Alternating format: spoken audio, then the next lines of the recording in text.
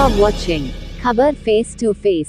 दर्शकों, स्वागत है आपका खबर फेस टू फेस में। मैं ज़ीशान आज़मी। आज की ताज़ा खबर देखने से पहले हमारे चैनल को सब्सक्राइब कीजिए और बेल आइकन दबाना ना भूलें ताकि आपको डेली अपडेट तुरंत मिल सके।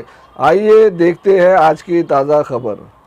भाइयों और बहनों, इनहेरिटेंस टैक्स से जुड़े जो तथ्य अब निकलकर सामने आ रहे हैं वो देश की आंखें खोलने वाले हैं। जरा ध्यान से सुना जाए, आप भी ध्यान से सुनिए और मेरे देश के दिग्गज पत्रकार भी जरा सुन ले, मीडिया वाले भी सुन ले और उनकी जो इकोसिस्टम है ना, जो हर दिन मोदी के बाल की खाल उतारने में लगी हुई है, वो भी जरा सुन ले कान खोल करके। देश के साथ कैसा कैसा पाप हुआ है। मैं आज देश के सामने पहली बार एक दिलचस्प तथ्य आपके सामने रखना चाहता हूं। जब देश की एक प्रधानमंत्री बहन इंदिरा जी नहीं रही तो उनकी जो मिल्कत थी, उनकी जो प्रॉपर्टी थी, वो उनकी संतानों को मिलनी थी।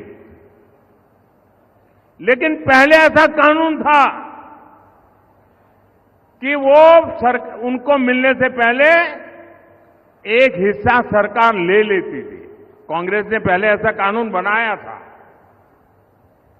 तब चर्चा थी और व्यापक रूप से चर्चा थी कि जब इंदिरा जी नहीं रही और उनके बेटे राजीव गांधी जी को ये प्रॉपर्टी मिलने की थी, लिख करके गई थी, तो अब सरकार को पैसा चला ना जाए, प्रॉपर्टी को बचाना था, तो इन्होंने क्या कर दिया, उस प्रॉपर्टी को बचाने के लिए अपनी माता इंदिरा गांधी से मिले हुए पैसों को बचाने के लिए उस समय के प्रधानमंत्री श्रीमान राजीव गांधी ने अपनी संपत्ति बचाने के लिए पहले जो इनहेरिटेंस कानून था उसको समाप्त किया और खुद के पैसे बचा लिए।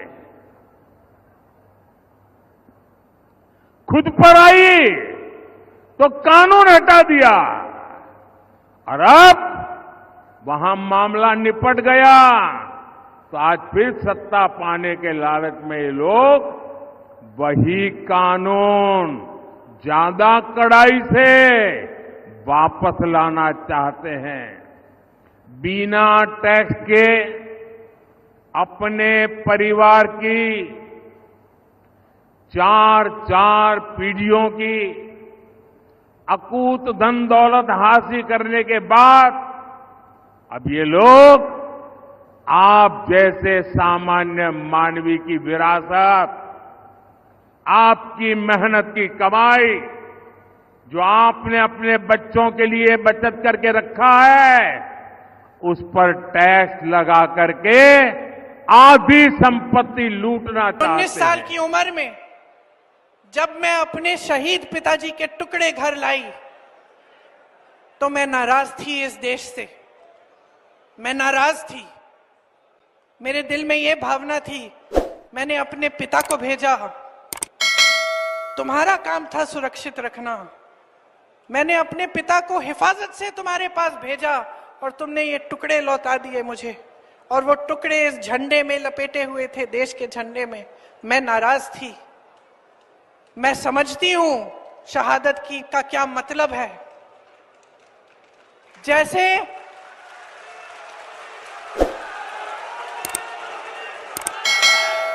आज मैं 52 साल की हूं, पहली बार मैंने ये चीज सार्वजनिक ऐसे मंच पे कही है। लेकिन वो जो नाराजगी थी मेरी, आस्ते आस्ते मैं समझी कि उस तरह की जो नाराजगी होती है वो सिर्फ उससे होती है जिससे प्रेम करते हैं हम। मेरे देश के लिए मेरे दिल में कितना प्रेम है, मैं कैसे समझाऊं। जब मोदी जी मंच पे खड़े होकर मेरे पिता को देशद्रोही बोलते हैं, जब मोदी जी कहते हैं कि मेरे पिताजी ने कोई कानून बदल दिया अपनी मां से विरासत लेने के लिए, तो मेरे दिल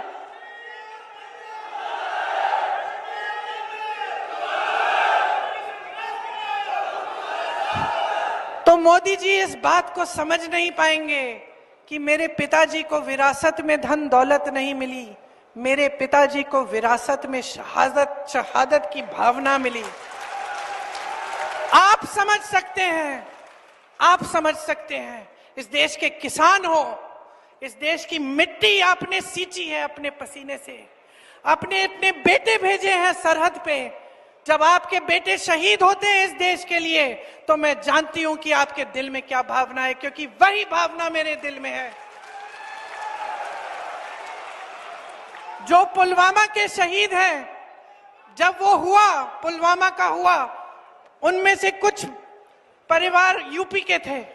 उस समय मैं यूपी में थी, मैं गई उनके घर, और ज्यादातर परिवारों में पता है क्या बताया उन्होंने मुझे? जो बच्चे बचे थे उन्होंने कहा दीदी हमको भी सेना में भर्ती होना है। एक लड़की थी, उसका भाई एयरफोर्स में था, उसने कहा दीदी मैं पायलट बनूंगी, मैं एयरफोर्स में भर्ती होंगी। यही है शहादत की भावना। ये भावना मोदी जी नहीं समझ सकते।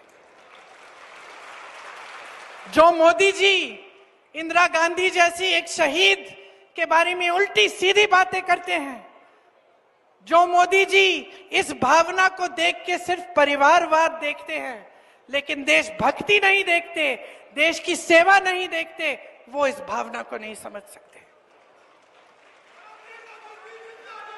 मैं आपको ये कहने आई हूं, मैं आपको ये कहने आई हूं कि हमें देशद्रोही कहें, हमें घर से निकाल दें, मेरे भाई को संसद से निकाल दिया, हम पे केस डाले, मेरे भाई पे इतने केस डाल दिए कि कभी इधर कभी उधर, कभी गुजरात में कभी बिहार में वो जाता है कचहरी, जाएगा, कुछ भी कर ले, मार डालें, लेकिन ये भावना हमारे दिल से कोई नहीं निकाल सकता।